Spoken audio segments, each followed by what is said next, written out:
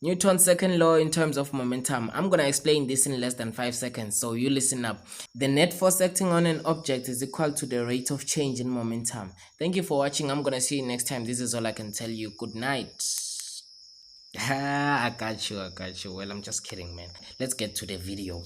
So, Newton's second law in terms of momentum. Firstly, you would ask yourself how these two link together. How are these two connected?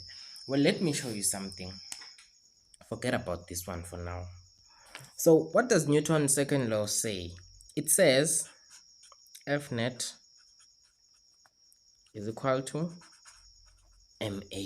When a net force is applied to an object, it will accelerate to the direction of the net force with an acceleration that is directly proportional to the net force and inversely proportional to the mass. The key to linking up the formula that I've just shown you with this Newton's second law formula is this acceleration, right? So acceleration is the change in velocity of an object over time, right? So it goes like this: change delta in velocity of an object over time, right? So now let me ask you, when I say change, what comes to your mind? Well, let me tell you what comes to my mind when I say change. When I say change, I'm thinking that there must have been an initial velocity and a final velocity or a current velocity, right? So this is how it would be now.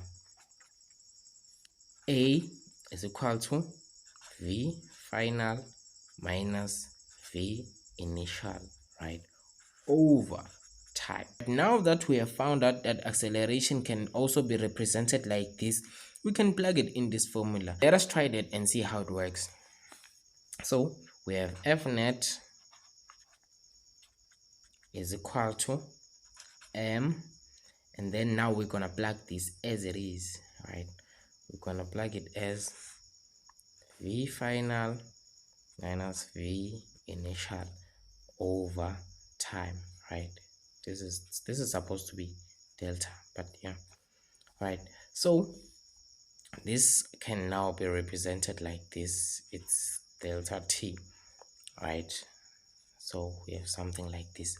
Okay, so now that you have something like this, you can simplify further and see how it goes, right? So let us just say F net is equal to mvf minus mvi over delta t, right? So you see that I multiply this n inside the brackets, right? So that's how it works. So at this point, I'm sure you can realize that this is the momentum, mvf minus mvi. This is the change in momentum. So we cannot stress.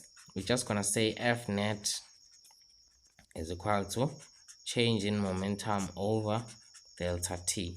So yeah, this is the same thing that I wrote here.